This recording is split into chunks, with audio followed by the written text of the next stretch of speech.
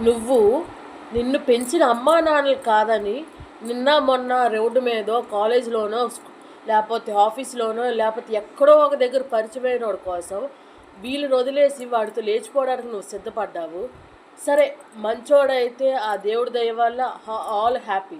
ఒకవేళ చెడ్డోడయ్యి ఆవిడ మంచోడు కాక లేకపోతే వేరే పెళ్లి చేసుకున్నాడో లేకపోతే నేను కడుపు చేసి వదిలేయడానికి చూసినాడో ఇలాంటి అయినప్పుడు నువ్వు వదిలేసి వెళ్ళిపోయాడు కదా అని మళ్ళీ నువ్వు నీ ఇంటికి ఒక 6 నెలలు కడుపుతోనో లేకపోతే ఒక సంవత్సరం గడిచిపోయిన తర్వాత నీ ఇంటికి వెళ్ళి చేరదీయమంటే వాళ్ళు ఎందుకు చేరదీయాలి?